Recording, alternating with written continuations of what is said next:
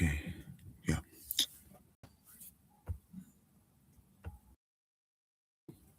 Okay. Good evening, everyone. My name is Gerard Mundy, aka as known as Heat of Cool Extreme. Some of y'all see me on SoundCloud. I do music like SoundCloud. I'm on Snaps, Rebirth Nation, and I'm also on Instagram and Facebook. I don't have no music on that yet, but I'm still trying to decide if I'm gonna sign up for DistroKid. Once I do that, then I can put my music on those platforms. But I'm not here to talk about music. I'm not here to talk about that. I'm here to talk about, the original church and what it's all about, and stuff. The original church is, hold on,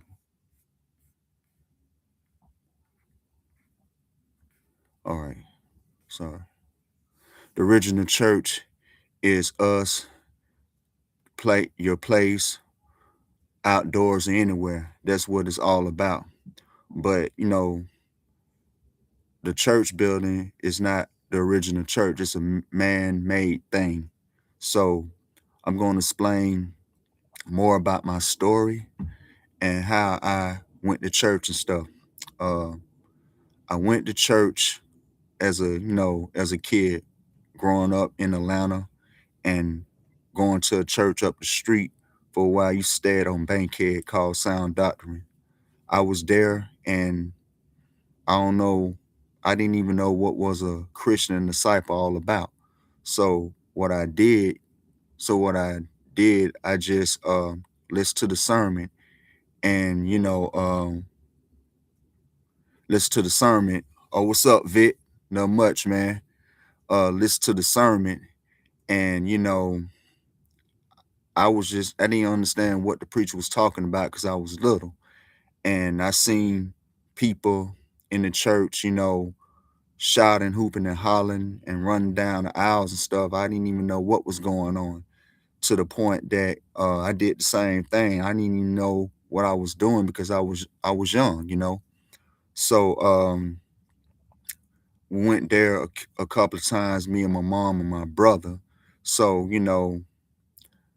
that's what I was the first time I was going to church and stuff. And meantime, when service was over, I believe I saw people, line up the cigarette and talking any type of way and stuff. And I saw that, and stuff. But we kept going to the same church over and over again, and I was not getting nothing from it because I was like so young and stuff. So afterwards we went to another church called Dale Bronner's Word of Faith. Y'all probably heard of know the Word of Faith, Dale Bronner's. The church, the location is at Greenbrier. I believe it's still there. But we went there a couple of times, and when I went there, um the same when I went there, it was kind of the church was kind of different than the sanctified church. I ain't seen nobody like, shouting, hooping, and hollering and all that.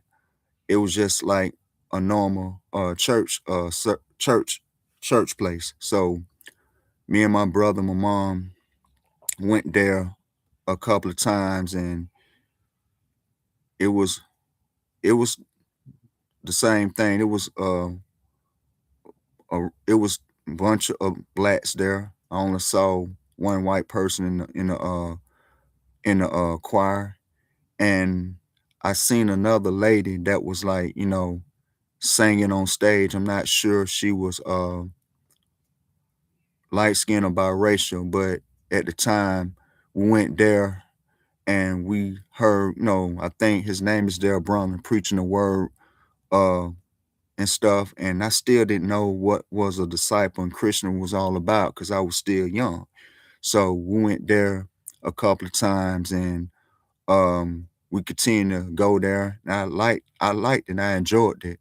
I liked the vibe and everything, but I was still not getting nothing from the sermon because I was young, and stuff. So so I only saw one person, shouting, raising her voice, but other people there, they was just, normal, listen to the sermon and all that. So we went there a few times to the point that my brother's friend that he went to high school with had invited me, my mom, and himself out to a church called ICOC. And I didn't know what ICOC was at the time. So when we went there, I believe we went there for the first time. And the first place that we went to, ICOC, I believe we was meeting at the Western Peachtree Plaza. So we went there in 95. I was 10 years old. So I went there. It was a bunch of different races of people there. I'm like, what is going on here? Like, I want to go back to the word of faith, man. I'm not feeling this vibe because it's different bunch of races of people. I see white people, Asian people, my people. I'm like, dang, what's going on? And to the point that I know the sanctified church that I went to up the street for where I used to stay at on Bankhead and Word of Faith, I seen people dressed up there. But when I went to ICOC, everybody had on their regular clothes and stuff. I'm like, man, this is a different church service. I'm like, man.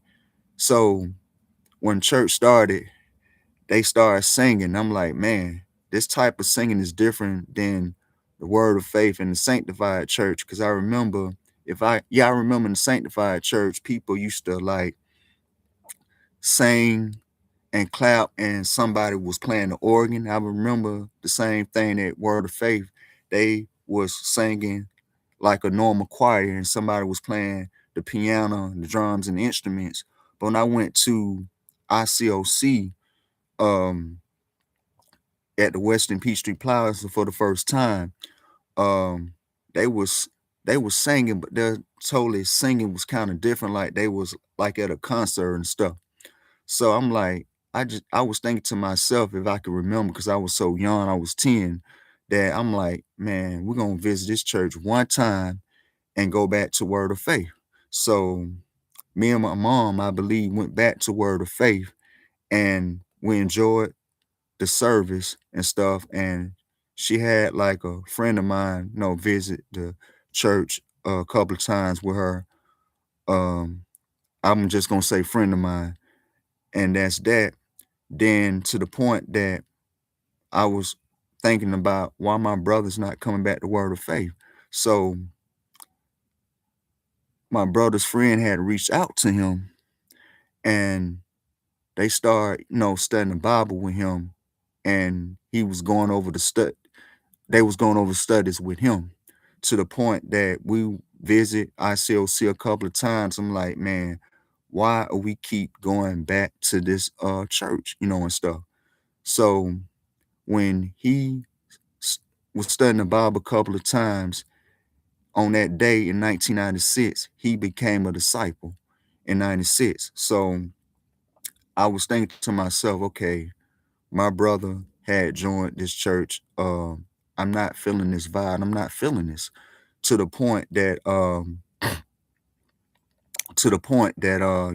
I'm like thinking to myself, I hope we don't join this church. I hope we join Word of Faith. So it was a couple that reached out to my mom and they started studying the Bible with her. But that couple's not longer with ICOC no more. I don't know where they at now.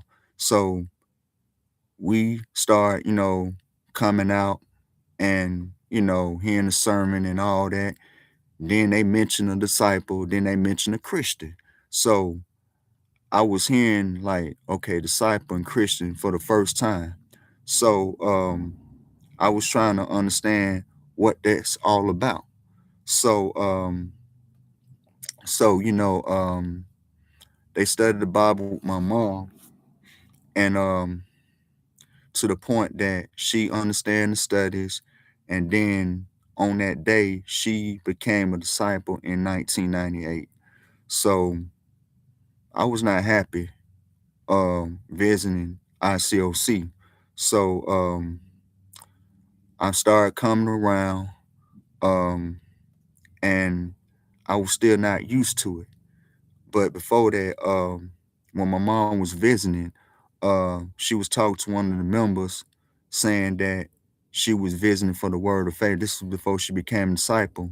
And the lady was saying, I used to watch, I be watching that a couple of times and stuff. And that's the part I was thinking about. Man, I don't want to join this. I want to still be a part of Word of Faith. So um, she became a disciple in 98, and I met a couple of people, and I was not feeling it at first, to the point that,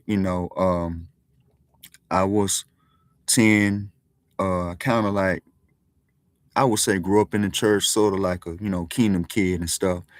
And it's like, make sure, my time is up because I got a lot to say. This is my first time doing a long video. I'll be doing short videos like on Facebook and YouTube and on Instagram and Threads. But anyway, um,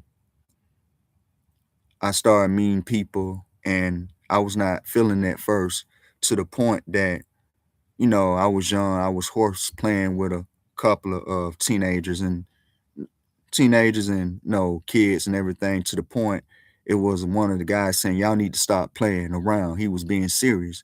And to the point that I was like, I don't like this church anyway. And he was saying, the reason why you don't like this church, I forgot. It's been so long what he said.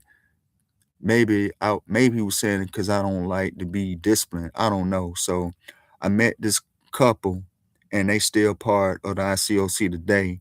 They corrected us, so they started like a middle school ministry. So I believe that when I was part of ICOC, I was part of a middle school ministry. So they taught us a few things about the Bible and what it was all about. So when I kept hearing that word disciple in the fellowship, um, I started studying the Bible at a young age, around 1999. But I wasn't serious because my brother's friend who reached out to him, he was like a team worker in that church. So he the one studied the Bible with me. And it took me a long time to understand the scriptures. See, in ICOC, one thing about a teenager and an adult, when an adult study the Bible, it's gonna take them a short period of time to understand the scriptures before they join the church. But if it's a teenager, it's gonna take them a little longer or more longer to understand the Bible and the scriptures because we're young. That's how they do in ICOC. So I started studying the Bible in 1999. Wasn't serious, but they explained what a disciple was all about. A disciple is a fisher of men to make disciples of all nations. And they say Christian disciples the same thing. I understand that at the time. So I stopped studying the Bible, and where I used to be in the world, I used to get picked on, got into fights. They call me SPRED. You know what that word means, y'all. It's the opposite red. And I did, took slow classes. I'm gonna be honest. So at the time when I was at that church, I was ashamed to tell anybody that I was ashamed to tell them that I took slow class. I want to cover it up. So I didn't want to reveal that. So 1999 passed, year 2000 passed, uh the 2021 I started back studying the Bible, and I was, being serious about it. Hope this mic is on, they can hear me. But anyway, I started, studying the Bible, being serious, and and I understand the scriptures and I understand the studies, sort of, if I can remember what they was telling me. but they kept challenging me because when I was in the fellowship, I was in the fellowship. I was just reading what G Dog was saying. But anyway, when I was in the fellowship, I didn't mingle with nobody. And it was another team worker that was working with my brother's friend, kept looking at me, and he was like saying that hold on. Yeah, when when he was yeah, when he was keep yeah, but anyway, when he was telling me you need to fellowship, and stuff, cause I've been seeing you couple of times, ain't fellowship with nobody. If you want a fellowship, then we can do the next study with you, and stuff. But if you don't, we're not gonna do the next study with you. So I did fellowship and mingle with people, then to the point that they start doing the next study with me. It was called the Kingdom Study, and they did that with me. But the only study that really got to me was the sin and repentance study, like what it means that let me try to find this scripture real quick.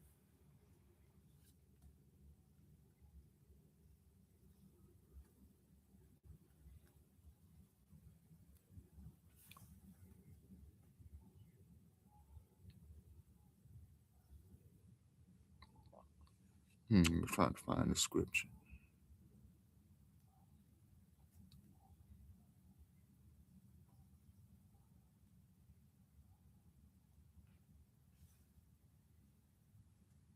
It said, now the words of the flesh manifest, which is these idolatry, fictions, unletness.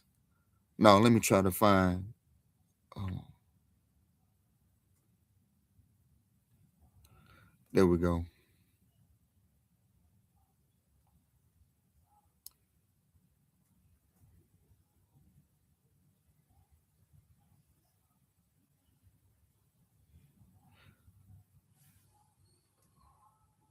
Uh, my bad. I'm trying to find this scripture real quick.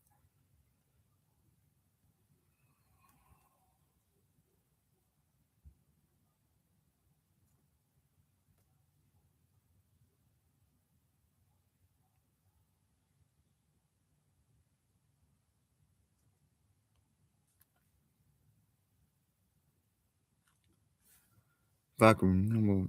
uh,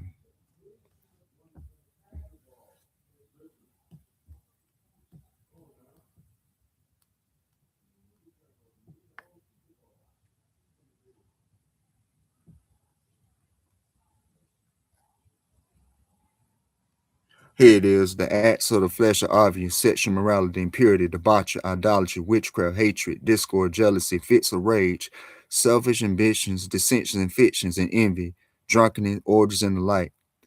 I warn you, as I did before, that those who live like this will not inherit the kingdom of God. So the those words that I mentioned a few minutes ago: sexual morality, impurity, debauchery, idolatry, witchcraft, hatred, discord, jealousies, fit of rage, selfish ambitions, and all the other words, they was telling me whatever sin that you did, whatever sin that you did, or one of those words, one of those words that one of those situations like sexual morality, impurity, and debauchery, right? Whatever whatever sin that you did, and put it under the one of those words. If I was having sex and stuff, put whatever that I used to do under sexual morality. If I struggle with impurity, put whatever is under impurity. If I was struggling with idolatry, put whatever it is under idolatry. If I was struggling with witchcraft, put whatever is under witchcraft. And that's what I did. That's what hit me. And I had a good memory. I had confess everything in that study. And then that was the part I had to reveal to them that I took slow classes and stuff. I think I had mentioned that before they did the sin and repentance study with me, but I did, mention that I took slow classes. But guess what? The two of the teamworks that studied the Bible with me, they did said that one of them said they did took one slow class, and I believe the other one said he took slow classes before. So I was not alone. Let me try to clear this. So that's what I had that's what I did and stuff, that I had took, uh, that I had took slow class and I was not alone, that they did the same thing.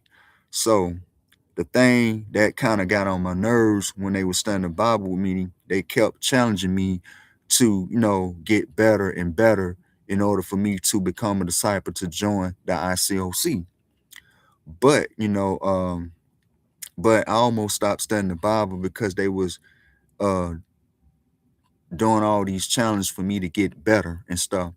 To the point I almost stopped studying the Bible and I almost did not become a member of ICOC, but I pushed through. So I thought I was going to get baptized in the team ministry, but I ended up getting baptized in the single ministry. So on October the 5th, 2003, I became a disciple. So, but before that, I was kind of feeling a strange vibe in the church because, a couple of people were standoffish and they didn't some didn't greet me, others did. But when I first joined the ministry, everything was fine. They had Bible talks, they had like get-togethers and stuff, and everything was great, and stuff. I went on my first date in that church, and it went well at the age of 18, and everything was fine. I remember uh before I joined that church, it was some things going on in there that one of the preachers was preaching on stage at the Cobb Galleria. It was back in 2002 because I got baptized in 2003. That he was preaching, a lady came on stage and she was mad about something. She was mad about something of what he did. And I was thinking to myself, okay, why is she's on stage in the middle of him preaching to the point that he had to tell the sound crew to cut the mics off so she won't ruin his preaching? Then I was hearing somebody behind me saying, "Yeah, rebuke her. She's in some sin. She's in sin." To the point like I'm like, okay, she is in sin, and I was feeling that strange environment. I don't know if I was thinking, should I join this church or what? Now I'm still join anyway. I don't know what's her issue. But, I had to share that as well before I start, going deep into what ICOC is really is. So so I joined ICOC. I was at the time, a church was called Metro. So, we meet downtown. I was trying to remember what we meet at. I think we met at the Western Peachtree Plaza, the Marriott Marquis, and other places that we met downtown, Atlanta Metro met at and stuff. But before that, I believe it was Atlanta Zone before I had joined ICOC, but it's it was Metro at the time. So I visited there a couple of times hearing the sermon, and one of the one of the evangelisms at the time was leading the ministry, but right now he's not the evangelism no more. Somebody else is, and he works for Hope Worldwide now. But but um, but um, other than that, it was a situation before before I started joining the ministry that they was on TV a long time ago. Y'all, some of y'all probably remember they was interviewing him about the church, being a cult and all that. And I was thinking to myself, the church ain't no cult. What's going on? What happened was that uh ch- make sure not run out of time. But anyway, but I was just making sure that yeah, I was making sure I'm not running out of time, but I got a lot to explain about, ICOC. But at the time, it was somebody pretending like they wanted to study the Bible. And what I heard that when they were studying the Bible, they was recording whoever that was studying the Bible with them at the same time. And they didn't know that that person was an undercover news reporter. So that's how they got exposed, I think, on the news. And when I saw that for the first time, I'm like, man, why is ICOC on the news? They ain't did anything wrong. And they want to know what was the church all about and all that. So he had to explain what it was all about. And that's that. But the meantime, when I was like a new disciple, you know, I started, like I was saying, going to service in the metro area. So I started visiting another ministry called, Greater Atlanta. If I can remember what place they was meeting at, I think that was meeting somewhere at the shared hotel at the time. I'm not sure. It's been so long. So I started visiting there, and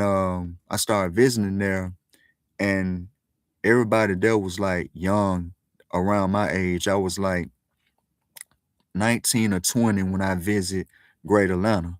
So I visited there a few times because I was like the youngest person in Atlanta, Atlanta Metro.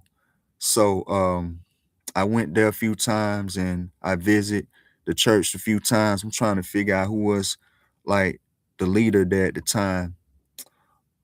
Yeah, I think they was the leader. It was a couple that was like leading Great Atlanta at the time. But they didn't last long. I believe somebody else replaced them. But I visited a few times, and one of the guys that knew my brother from the old campus days saying if you continue to visit, you might as well join. So I did that. So so I did that, and I started joining uh Great Atlanta.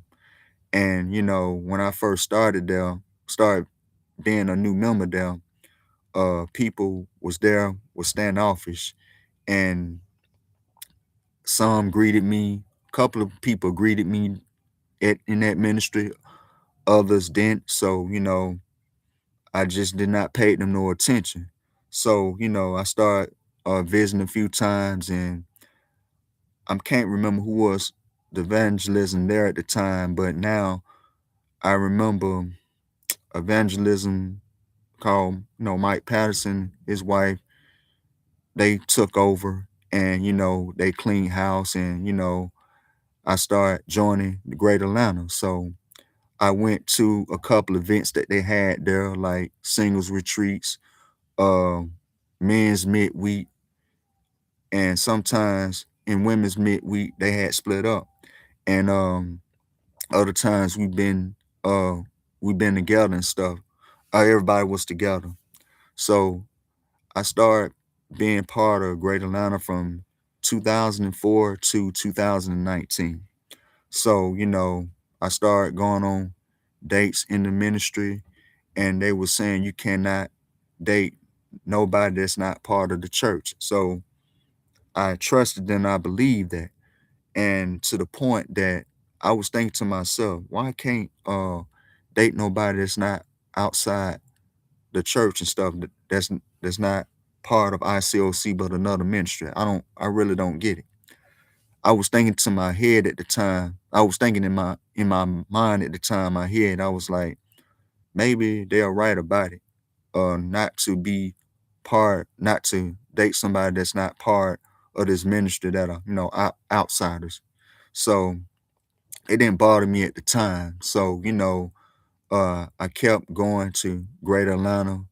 I remember we was meeting at, I think, the Sheraton Hotel, and then we was meeting at Dunbar Elementary. I remember that.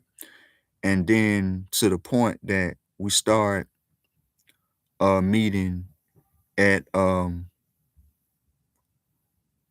middle school. It used to be a middle school called West Fulton. So we started meeting there.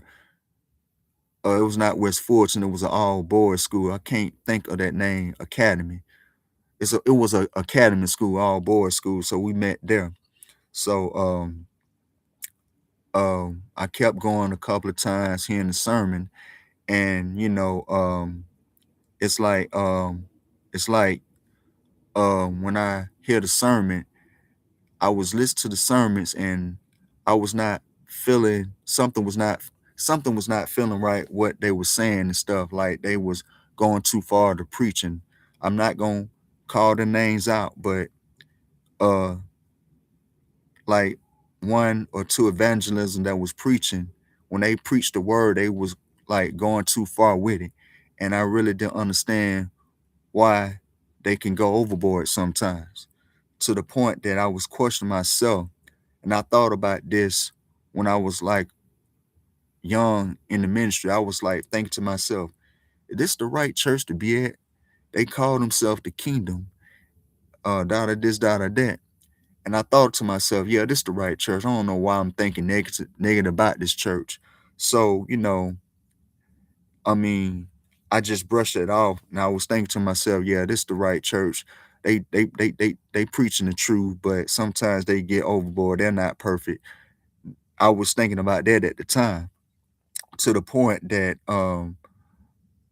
I met two the guys at Bobby Dodd Institute. One of them had committed a few minutes ago, and I'm glad he did not join the church. I'm happy about that. But the other guy that I met, he used to stay in Atlanta, but he's now back in California. And he started coming out to service, visiting a few times, a couple of times.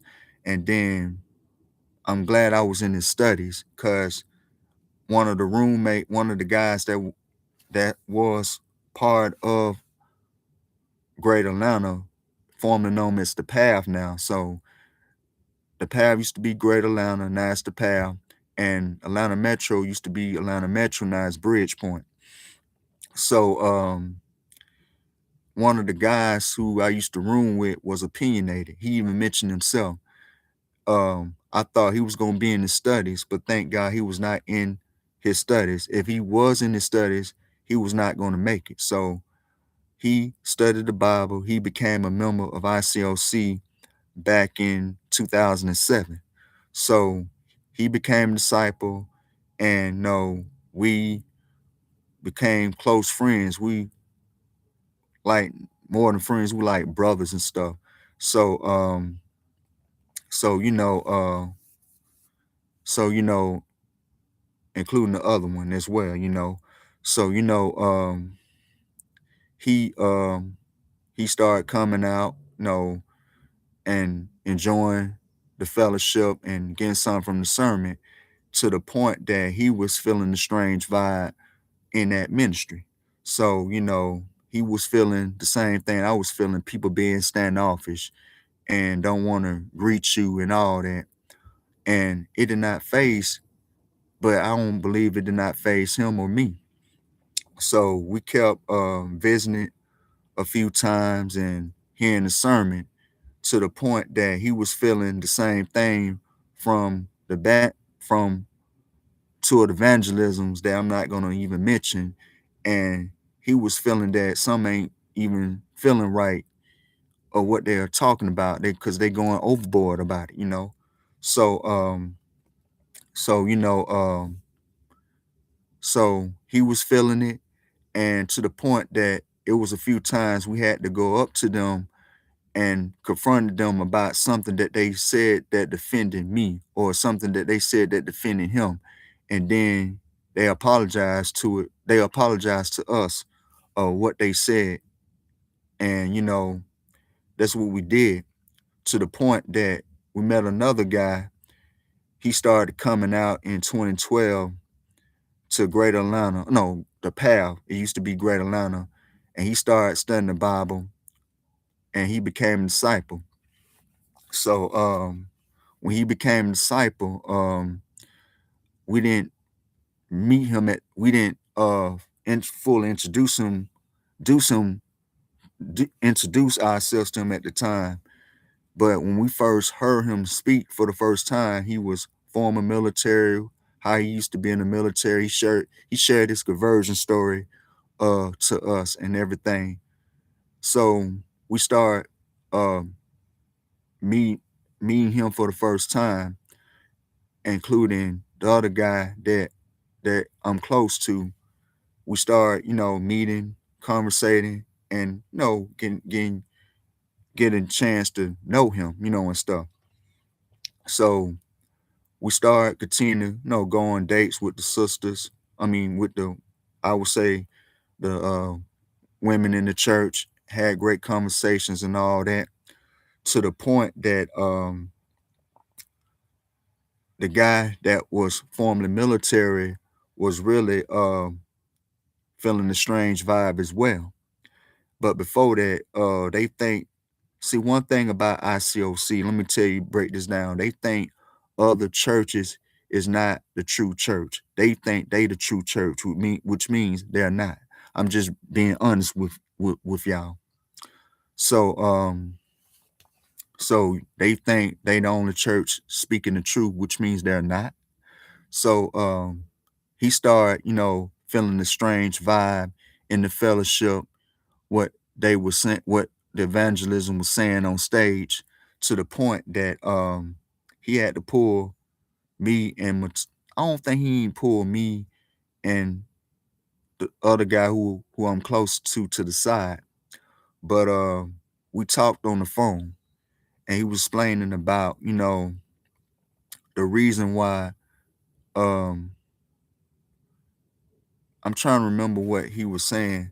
They was telling us what the reason why we're not dating, we need to focus on God more. And at the time, I understand what they were saying, focus on God more, get close to God, pray to find my future wife in that church. But what I found out, that they want us to focus on God more, basically for some other strange reasons, saying that we don't want, we're never gonna get married, we're never gonna date, uh have a girlfriend and all that, to the point that now I'm finding out what's really going on in that ministry. The reason why, um, people are dating and getting engaged and getting married to one another, because they liking each other for the wrong reasons, Then I'm finding out that um the reason why uh a couple of people are dating and getting engaged and liking each other for the wrong reason. They're not doing, they're not being in a relationship for God, they being in a relationship for themselves, and they liking each other over materialism things.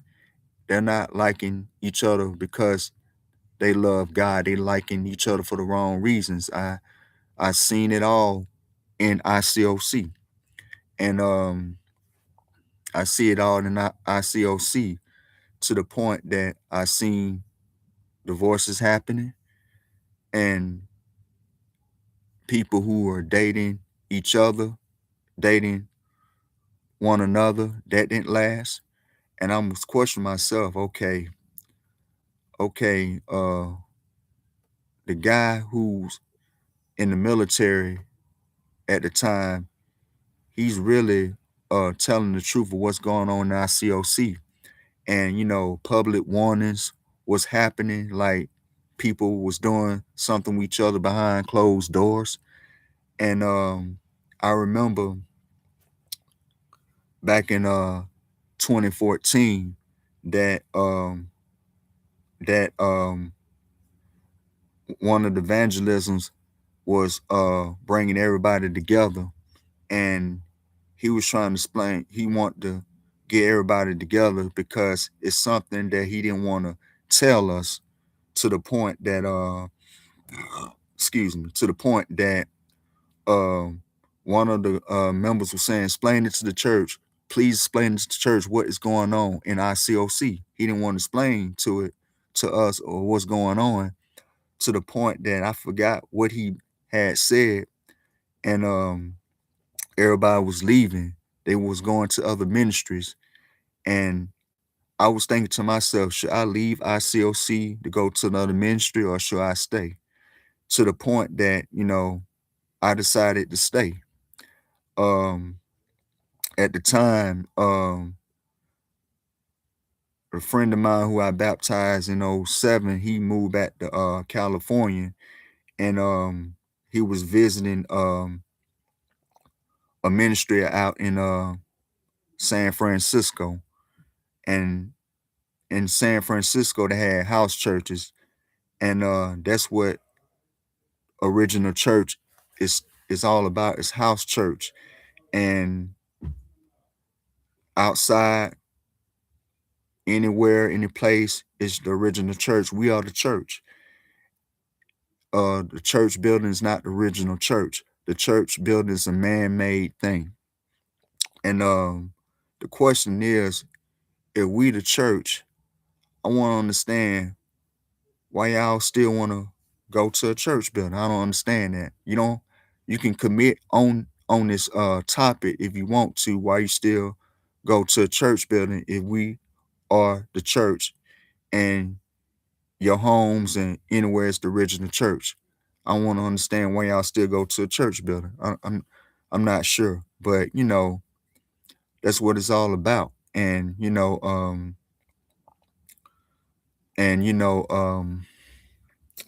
that's what I was just picking up, what's really going on in ICOC. Another thing is, like, when I was in studies, and stuff, when I was in studies, I had studied the Bible with anybody. And to the point that I was thinking to myself, okay, I'm in study with this individual. I don't know him that well. I'm just in the study taking notes, and I'm hearing somebody going over the studies with this individual, but we're not close or anything. To the point that I found out that the reason why people be involved of other people's studies, because they can relate to what they relate to, having a college degree. They on their level with that college degree, or they on that level because they both love materialism things. They can invite certain people out that relates to them and study the Bible with them. They become disciples. But they see a normal person like myself that don't have a college degree, they just ignore. They just like brush me or anybody that's not on that level off. But that's why I was picking up the vibe, and I be seeing people baptizing them in the church. But it's okay for them to it's okay for them to be on that level, but they was acting too arrogant about it, if that makes sense. But I want to study the Bible of somebody who I can relate to with a disability, that's not uh on that, college material. But the thing I'm trying to understand, that, a person can study the Bible with anybody, but they don't have to be arrogant about it, even if they don't have a college degree or college material. You know what I'm saying? And I remember the times that uh we was in Bible talks, and we was in Bible talks. I think I was in Monday night Bible talk, and me and the guy who I was roommates with that I baptized in '07, and another guy that worked at that UPS, we was close together. We was in a good unity. And to the point that that we was conversating together. I remember that me and the other guy that I don't know what year he became a disciple in the church. He got baptized. I don't know where he got baptized, probably 2008 or 2009, around at the time. We used to meet up at CNN. We used to eat some Chinese food before we went to midweek. And and you know, we used to hit up the spot a lot before we started going to Bible talks. Somehow, one of the Bible talk leaders was not liking it, to the point that they pulled all three of us to the side, saying that you need to go to different Bible talks so you can make new friends. So they separate all of us. Like, one of us went to a Monday night Bible talk, the other ones went to a Tuesday night Bible talk, I believe. And I don't know which Bible talk I went to. I think the Thursday night Bible talk. So we all um split up and went to these Bible talks. But when we went there, we tried to make friends, but we was trying to make friends. It was not, we was not relating, we was not relating, or what we was not relating to what we were talking about.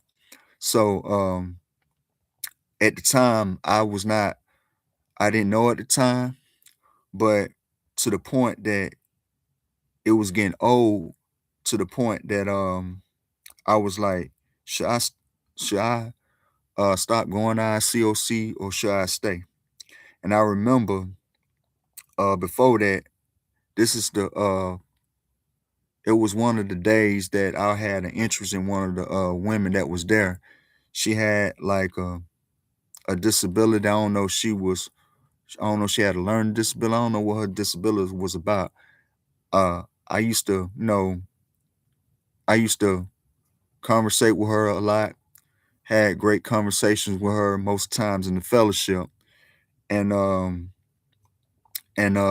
to the point that it was another young lady that I met in 2016, because I seen her a few times visiting the ICOC. And I remember we was at Piedmont Park, because we met at Piedmont Park for midweek. And she just came up out of nowhere saying, "Hey, can I get a chance to know you? I've been watching you for a minute." And to the point, like I was saying, I'm interested in this other lady.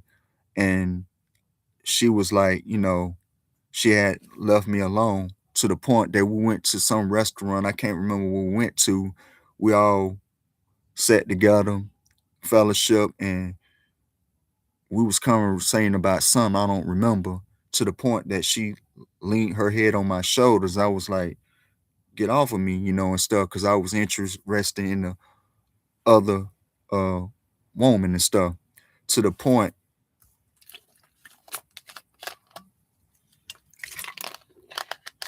to the point that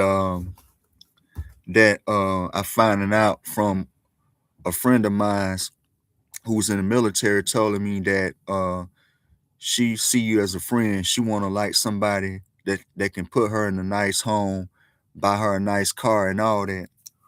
To the point when I found that out, I was like, you know what? I'm shocked about this. Um, I really like this girl, and stuff. To the point that I think she was feeling my vibe, that I don't want to be bothered with her. And she was telling one of the guy that I'm close to, and he explained to me, saying that I don't want him to, like, uh diss me. I want him to still be my friend and stuff. So that's when I started liking this other lady that's from New Orleans. And we started, building a conversation, had a great talks in the fellowships, and to the point that, I started, try to take her out on a date. And I was trying to like go to this medieval tournament, and I want to take her to the point that my my pay didn't work online, to the point that we start, arguing and everything, and she really wanted to go and stuff. And so we did not end up going to Medieval's dinner in the tournament. So we met at uh we met at a bar at the Buckhead Hotel, used to be the Sheraton. And I remember we used to meet at the Sheraton downtown. When I used to when it was like the other ministry used to be Atlanta Metro. That's part of ICOC. So so we met at the bar, we conversated, we had a great time. And I was thinking to myself, I believe she's gonna be the one that I'm gonna, date and get engaged to. So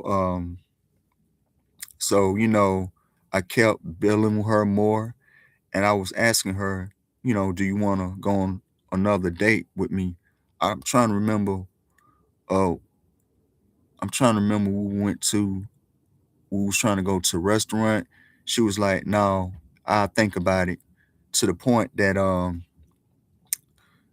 the guy that I baptized, the guy that got baptized in 2013, we became close friends. He was explaining to me that, such and such, belly is getting big. And I was thinking to myself, is she pregnant, or she seeing somebody that's not part of, or she's like somebody else in his ministry? And before that, I remember um, we was meeting at somebody's house, I think for midweek, and I was not there at the time. I was at work, because I know I've been missing out on a couple of midweeks, and I still see a couple of times because I was at work, because I was working at Jiffy Lube at the time. Um, I was hearing from him about her saying the person that I like, I want him to she was crying. I think she was saying the person that I like need to, I think, reach out more. It's been so long, and I think it was the day before went to midweek. So so I end up I end up going to midweek at somebody's house, and we fellowship and everything. She was winking her eye at me. I know she was talking about me, because she was crying out to somebody who she was liking, and she was talking to another guy about something that we need to pull. I need Whenever you get a chance, I need to pull you to the side. I need to talk to you about something. And I was thinking to myself, man, she got an interest in him, but not me. So we kept, fellowshipping a few times, and uh they were saying that I had an interest in her. So we were still meeting at the academy at the time for service every Sunday. And we talked, and she was saying, I heard you have an interest in me. But before that, I'll let you know what we're gonna discuss in our relationship. It's been so long, to the point I thought she was the one. I found out that she was seeing somebody that was not part of ICOC. So to make the long story short, I'm explaining the best way I can of my experiments in ICOC. Um, I found out that she was seeing somebody that was not part of the ministry, and to the point that when I found out um that she was dating somebody else, then that really set me off, because one thing about me, when I meet women for the first time, I'm so wise about it. I watch their vibes. I be careful not to get fooled because, most of the times I never got fooled before. The only time I got fooled before when I was in high school, and this one of the women's that I was liking kept begging for my food to the point she was asking, "Why you always let a woman beg for your food?" I'm like, "What?" I was shocked that she was using me at the whole time, and she was saying she did everybody like that, to the point that I was wise. I know what to do not to get fooled. But somehow this one that I had an interest in, she probably know that I was a wise dude, but she found a way to make a fool out of me. That's the way. That's just my opinion. She found a way to make a fool out of me. She probably know that I was a careful dude, a wise dude, and being cautious. But I think she found a way to fool me. So when I found out she was like somebody that was not part of that ministry, that Sunday, uh, I was avoiding her, and I didn't want anything to do with her, and and to the point that I'm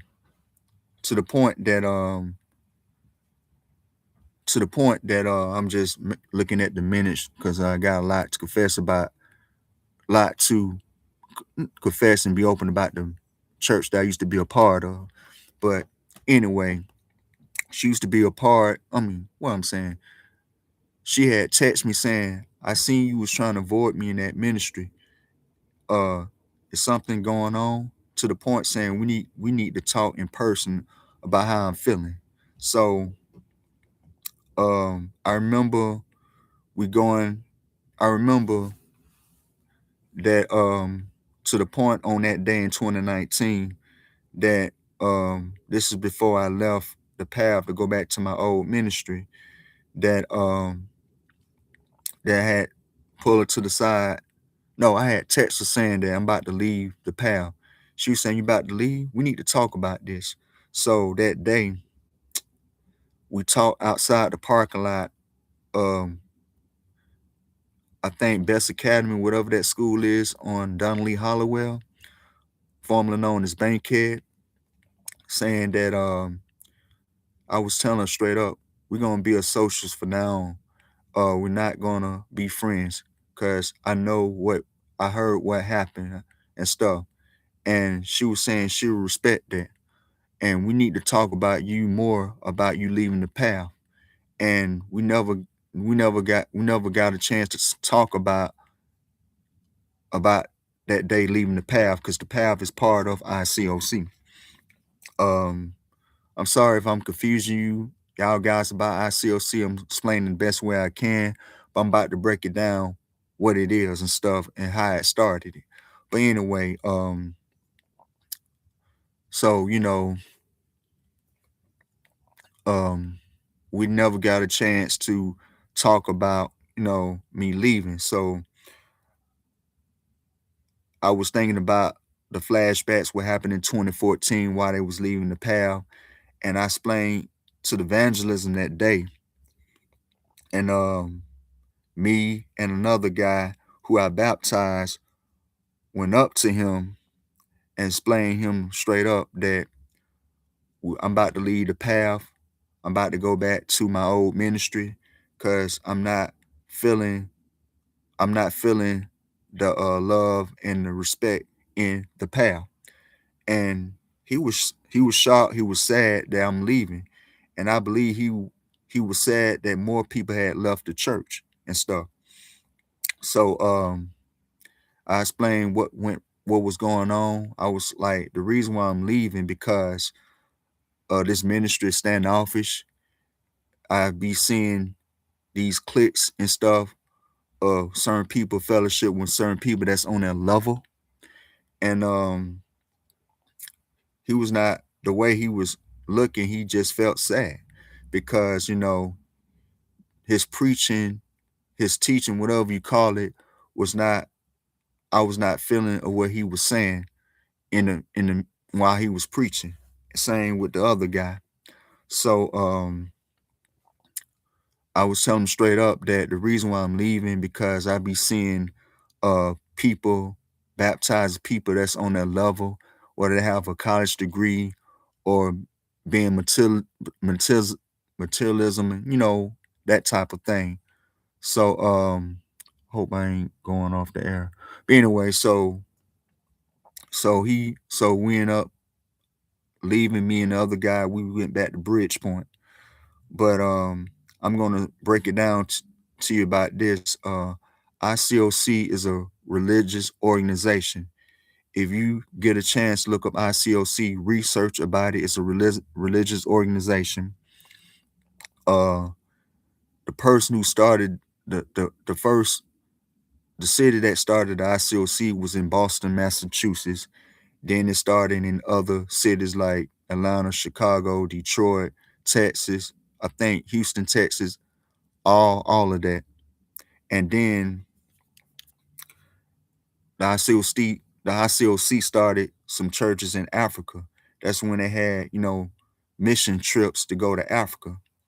And when I was like talking to a boss at my job at the time when I was working at Jiffy Lube, he was saying I was explaining about ICOC, and he was disagreeing with me about the teachings that they teach there, and stuff. And he was saying, where's the money going to in Africa? I didn't understand what he was saying. I did my best to break it down, to him, and stuff. So so you know, so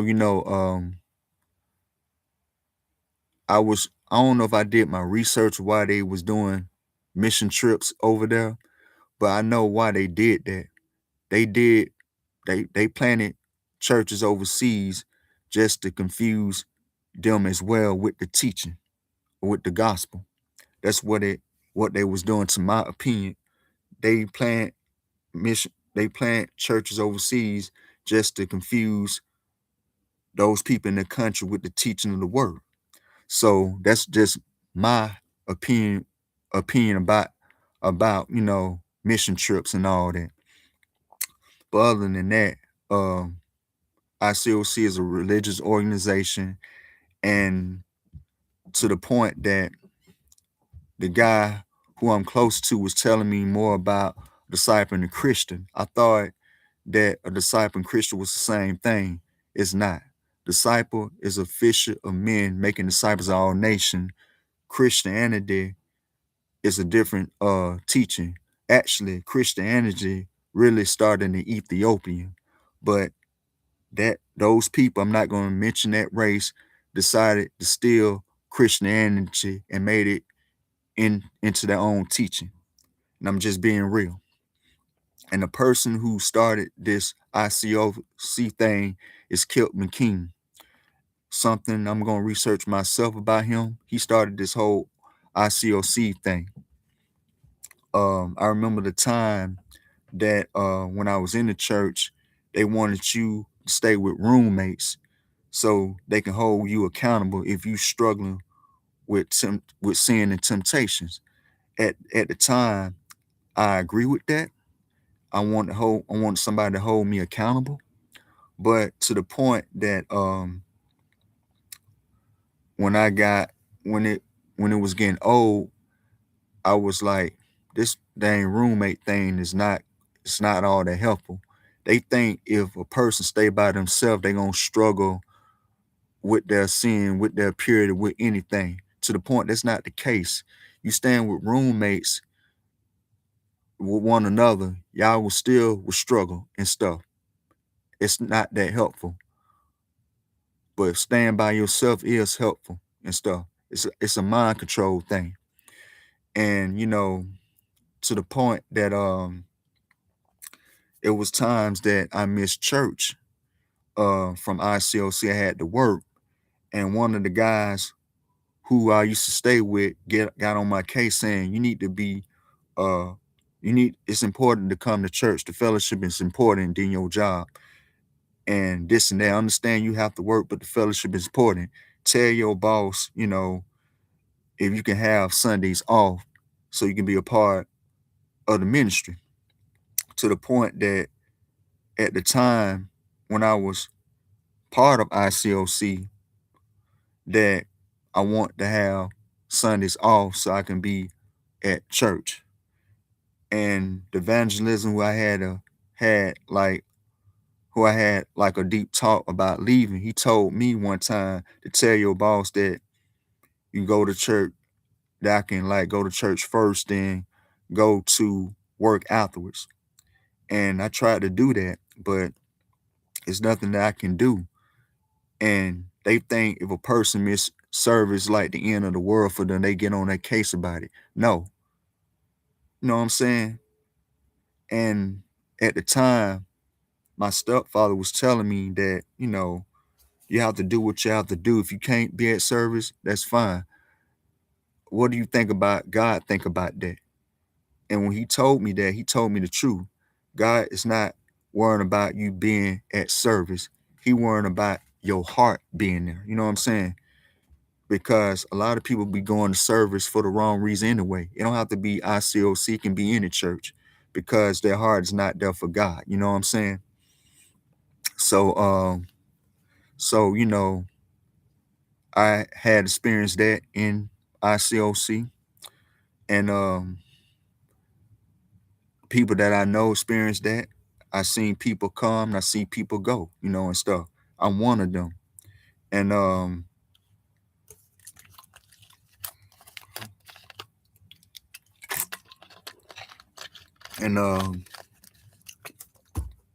and the reason why I thought when they had left, I thought they left, they fell away, they left the church. But I thought at the time that they was wrong for that, to the point that I've been going to service for so long that I was picking up the vibe. Now I understand why they left and stuff, because it's a mind control thing. Like one ministry that I visit, and it's up in Cobb County by the Big Chicken. I'm not going to say that ministry name, not Bridgepoint, but the other ministry close to Bridgepoint.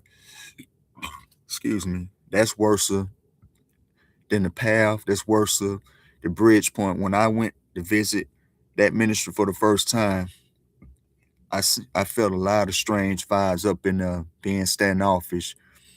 Um, People didn't want to greet you.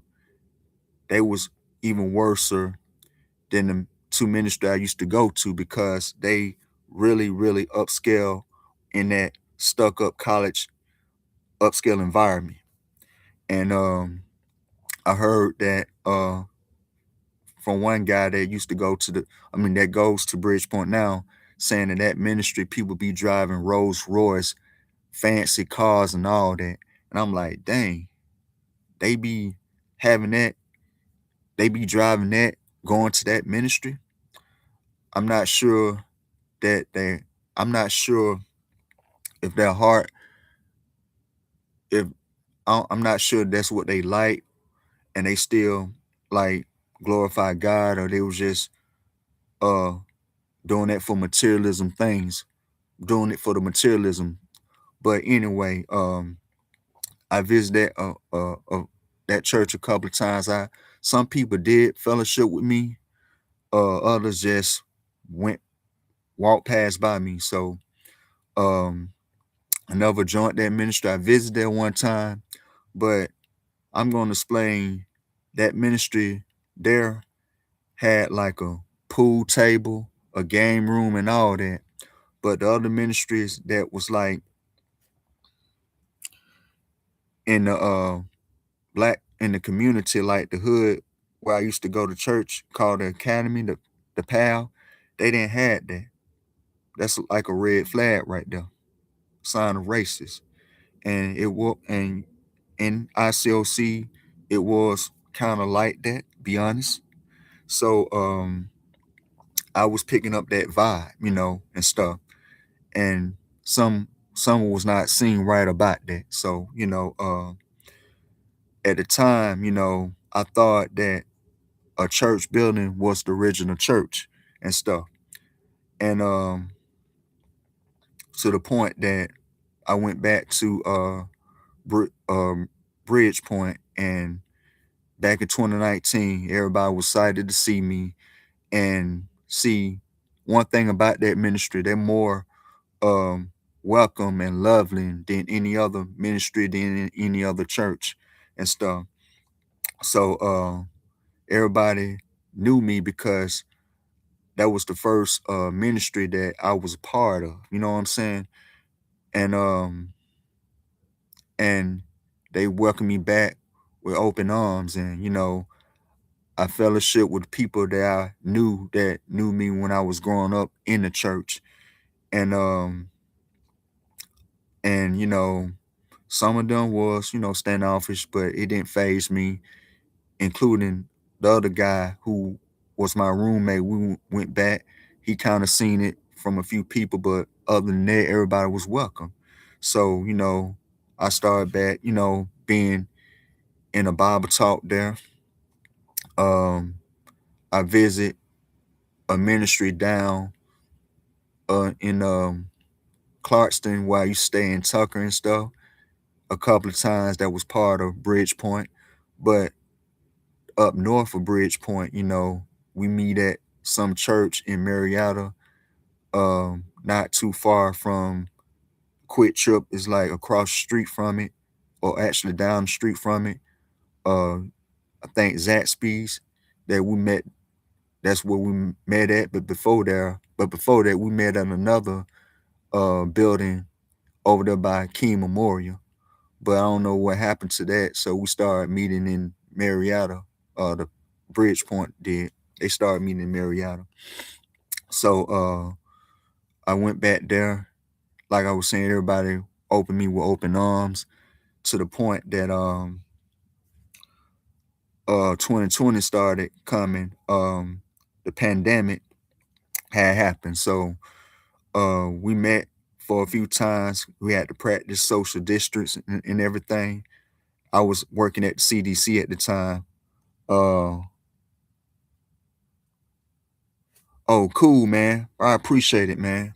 I'm doing the best that I can to explain about the church that used to visit, the path and everything. I'm explaining the best way I can of my experience of how I used to feel in the path, in the church. Appreciate it, man. Tell Joyce I say what's up, man. But anyway, what I was saying that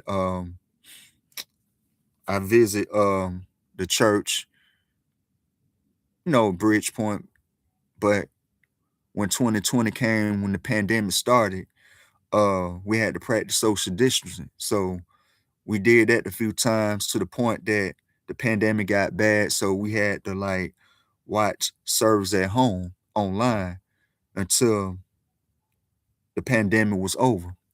Something was telling me not to go back because I was thinking everything to myself. I was thinking this everything on my own about the original church, the church building and everything. So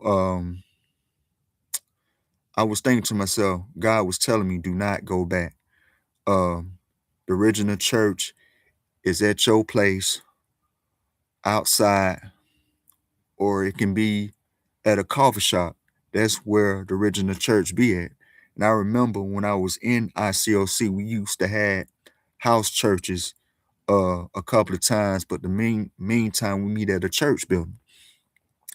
And I don't know if I thought about this. I'm like, okay, it's best to have house church than meet in the church building, because the house church is the original church. We are the church and stuff.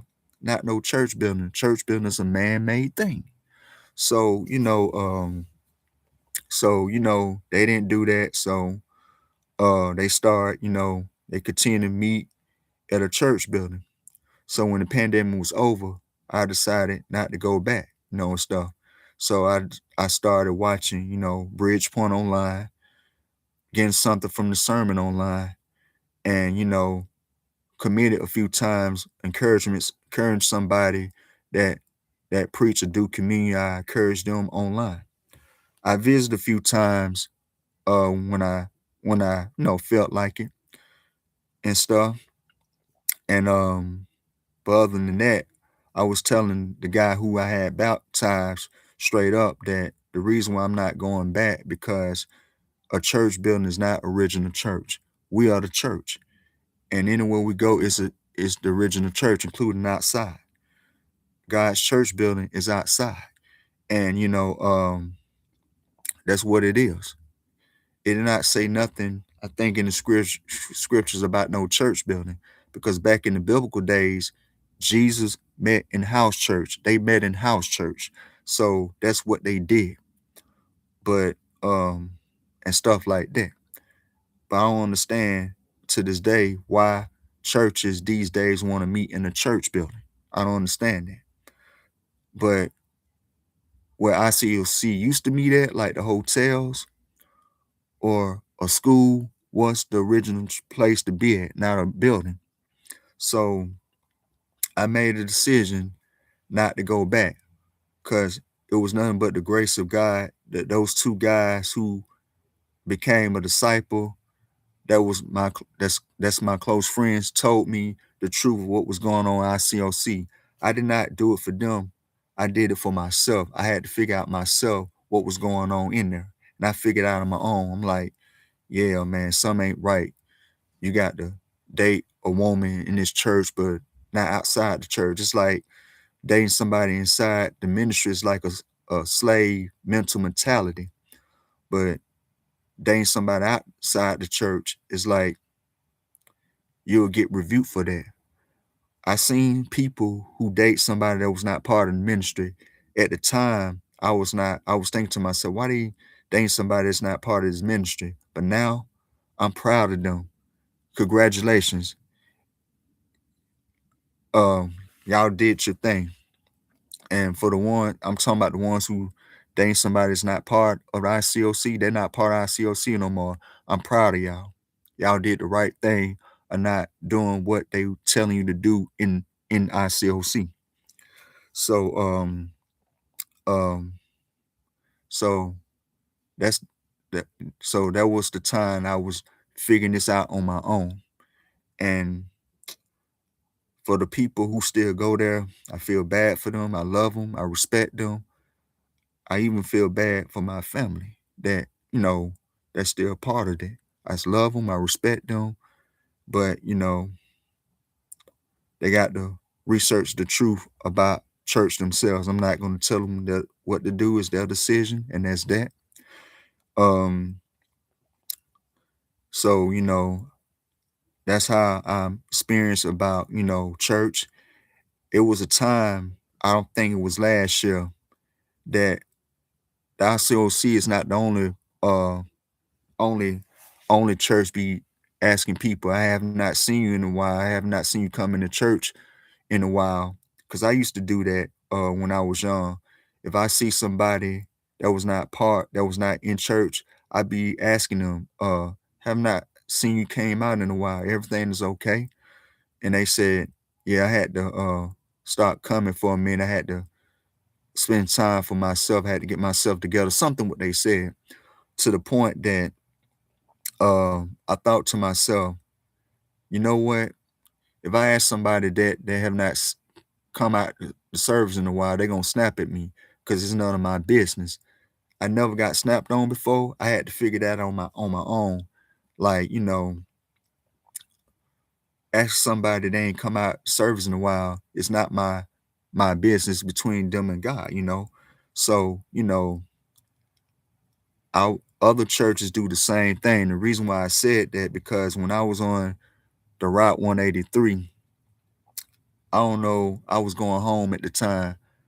I think it was at night. It was a lady that was talking to somebody.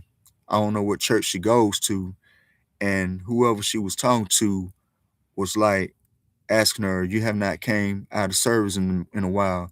She started, chomping her out, snapping, cursing, like, why you want to know about me coming out the service and stuff? It's not your response. It's not your uh responsibility. It's not, it's not your business or want to know why I have not been coming out the service. She was being nosy. And I agree with her. She was right. Like, why you want what's up, Vic? I'm still doing this video, man. Yeah. But anyway, yeah, appreciate it, man. I appreciate the encouragement. But anyway, she was saying that whoever she was talking on the phone to, why you want to know why I have not been coming out to service? It's none of your business. See, other churches do the same thing. If they don't see nobody coming to church in a while, they want to question them, know about their business, and that can irritate somebody. That can even irritate me and stuff. Well, you want to know have not been coming out to service, none of your business. You know what I'm saying? Like like they got control over over our lives.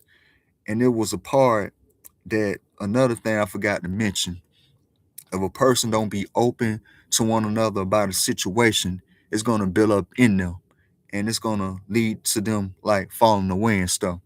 No, you don't have nobody don't have to be open to nobody. I found that on my own. But if you don't be open to God about it, it's gonna build up whatever issue that a person have is gonna build up in them. You know what I'm saying? Like the saying that I heard in ICOC, you got to be open to your accountability partner about a situation that you was in this past week. No, be open to God first, and then be open to the person to your accountability partner. Okay, the way I see it, it's okay to be open to somebody sometimes of a situation, but you don't have to be open to about them all the time. Be open to God about it because they're not God. The only person that see what we do right, what we do wrong is God Himself. Other people not God. You know what I'm saying? That's the thing that kind of annoys me about that church. About you have to be open when you sin, be open to your accountability partner, anybody that you know. Because if you do that, they're gonna make a big deal out of it. They're gonna go over your head with the scriptures and be harsh on you. No, whatever okay, people this don't have to be for anybody that's not part of our COC. It can be any church, or you don't have to be going to church at all. If you struggling with a situation, you don't have to be open to nobody about it. Be open to God about it. Sometimes you can be open to your friends about it, but you don't have to be open to everything about them to them all the time. Be open to God about it because I'm not God. You not God. Nobody's not God, but the God who created the heaven and earth. You be open to them, open to Him about the situation. That kind of annoyed me how many years I've been going to ICOC and stuff like that. Um, Another thing about sharing your faith, it was a couple that I had seen. Uh,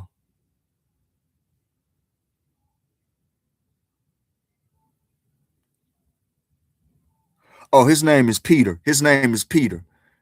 Yo, Peter looked like Tobias, Vic. He looked like Tobias. But anyway,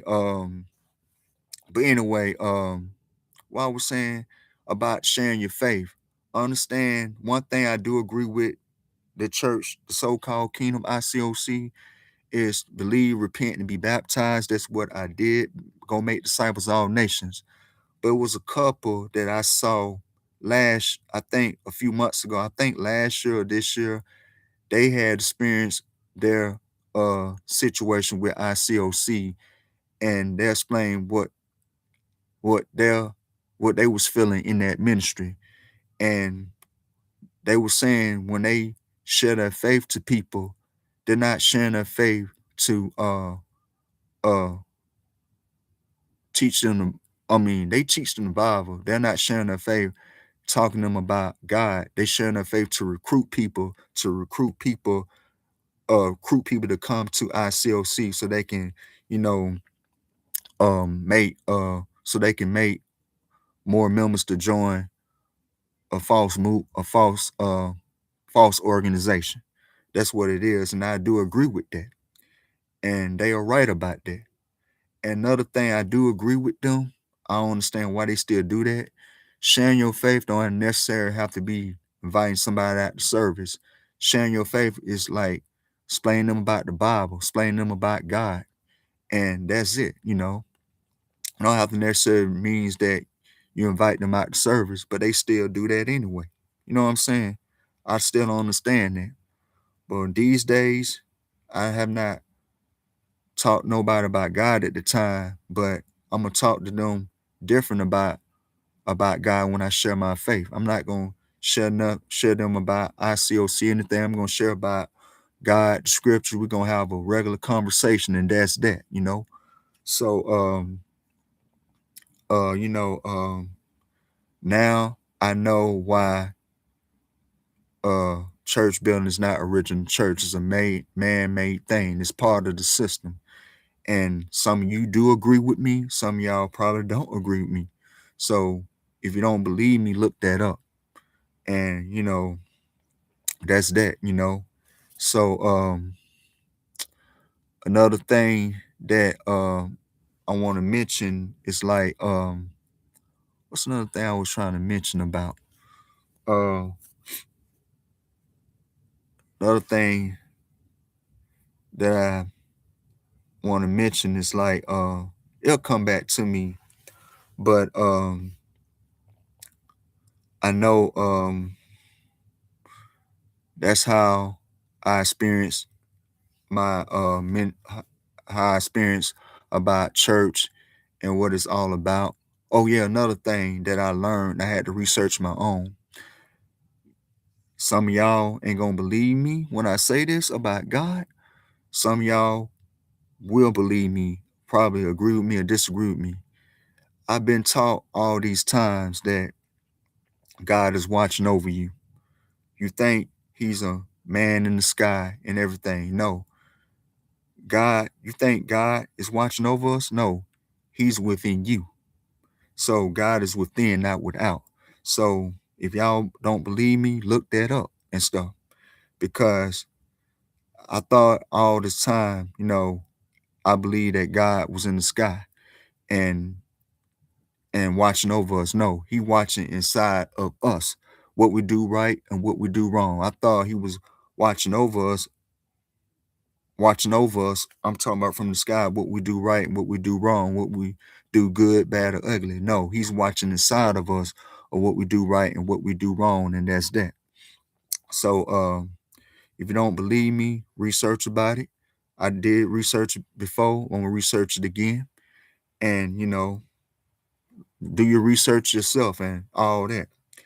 And another thing I experienced that they had Halloween parties in the church. And I'm like, at the time when I was part of ICOC, they had Halloween parties and it did not faze me. I used to dress up in costumes like Scream, and that's all I can remember if I dress up in another costume, to the point that when I was finding this all out in 2019, 2020, that's not that's not that's not really what a church does, is having Halloween parties like that. To the point that I'm like, no, this is not what church is all about, having a Halloween party and all that. I'm like, no, man, what is going on?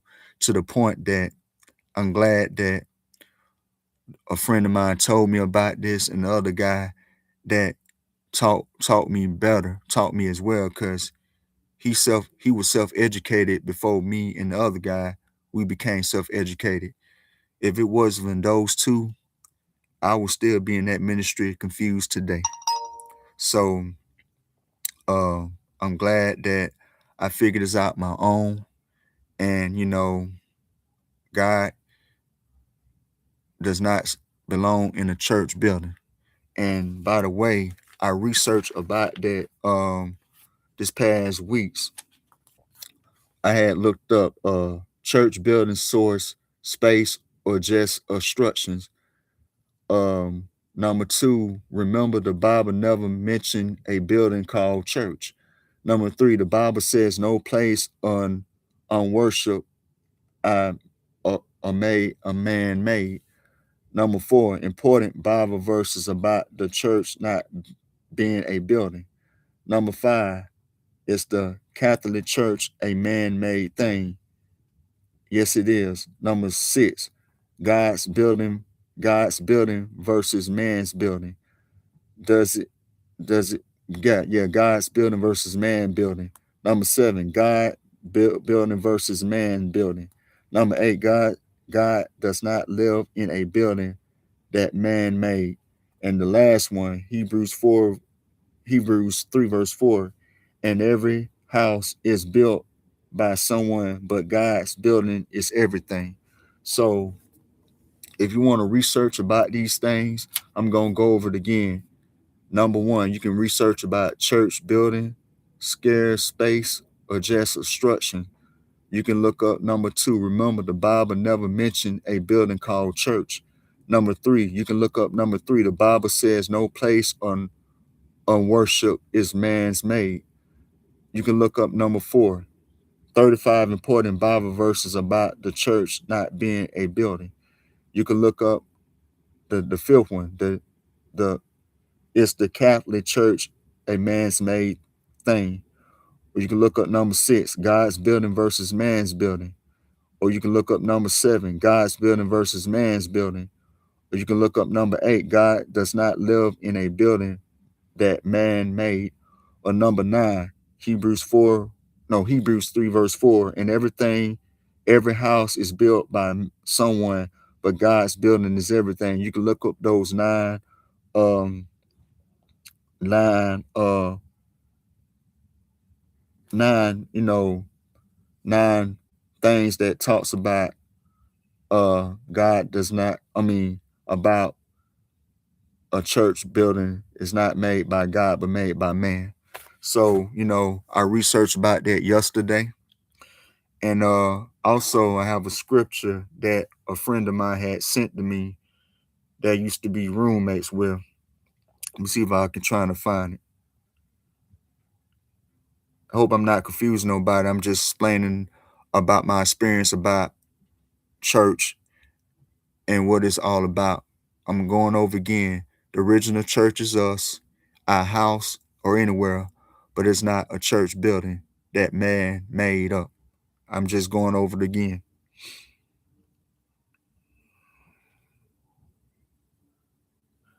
Okay. It say number 1, 1 Corinthians 12 verse 27. Now you are the body of Christ and members in particular. The second one, it says 2 Corinthians 6 verse 16, for we are the temple of the living God. The third one says Ephesians 1 22 through 23. Christ is the head of the church, which is the body. And that's all that I had, have down so far. And that's what I had, that a friend of mine had shared to me before I started doing this live video. So, right now, I'm just watching service online to further notice. I don't know which ministry I'm gonna be a part of, but the thing is that whether I'm not gonna be a part of a church building. And another thing I forgot to mention, that another word for church is called assembly, because when a friend of mine who I baptized that stays in California right now, he went to Gethsemane out in California, and they taught him something. They taught him different than what they be talking about in church about, God watching over us and this and that, and then, God's watching over you, and you have to be able to discipler about any situation that you struggled this past week. No, they taught him different. And they was telling him that God is not watching over us, he's within us. And some of y'all do agree with that. Most of y'all probably don't. So when he found that out, he told me about it, and he explained what he learned in Unity. And y'all probably heard of the minister called Reverend Ike. He was watching Reverend Ike preaching I think starting in 2022, and Reverend Knight had said some true things about the Bible that we never got taught about in church, in ICOC or any church. But that's when I had to figure out myself about who God really was. And he was within us the whole entire time, even when we was born. So that's all I have to mention about church. And I'm gonna say it again before I wrap it up. Um, the original church is at your place, outside, or anywhere, but it's not in a church building. A church building is a man-made thing. And I'm happy that I'm not part of it no more. I can not saying can do whatever. I can go on any date with any no woman that's not part of the ministry. And I don't have to be part of a church, especially ICOC, that's a slave mentality telling you what to do and what not to do. Another thing I want to mention, that these events that they be having in the church, you have to, like, pay to be a part of a get together, and stuff. You have to scan the barcode, you have to pay and stuff. Why don't you just register and not have to pay at all and have a count on that, instead of you trying to scan a barcode to pay to get together to have an event, or an event that they're having, or a party and all that. Register instead of paying for this and that. That don't seem right to me. I don't know if other churches do the same thing, but I know ICOC does. But that's one thing I forgot to mention. But I hope this helped and stuff. Remember, you're the church, and not a and not you're the church, and everything else outside is the church, not a church building. That's a man-made thing. Hope this helped. And again, Heat of Cool is out. Like I always say this, stay cool, don't be a fool, and that's what's up. Peace.